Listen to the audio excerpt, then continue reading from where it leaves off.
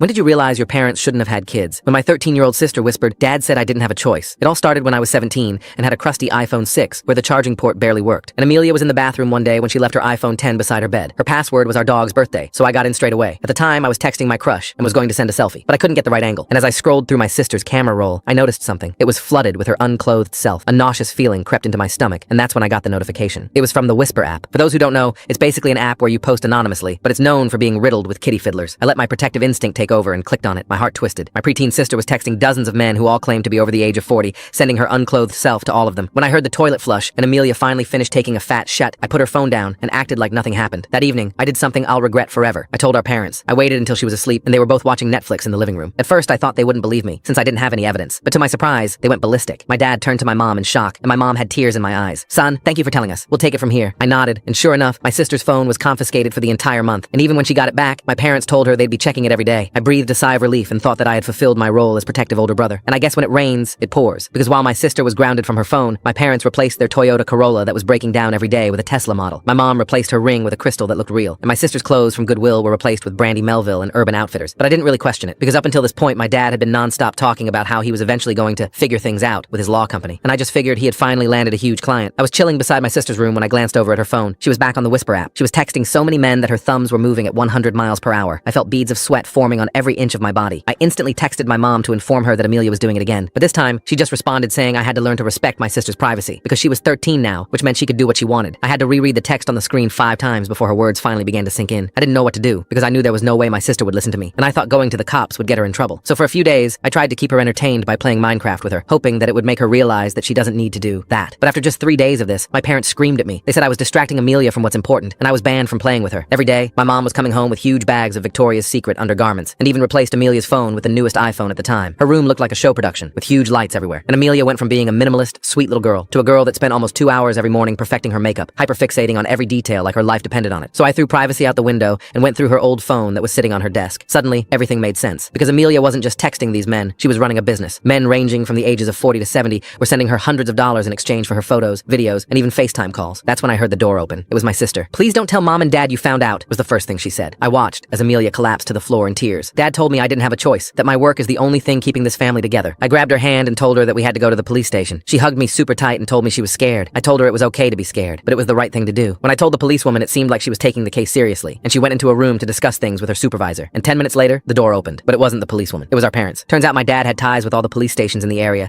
and had already told them to inform him if me or my sister ever came to report anything. And to him, I had just jeopardized his little moneymaker, and he was about to make me pay. Full story on channel. Link below.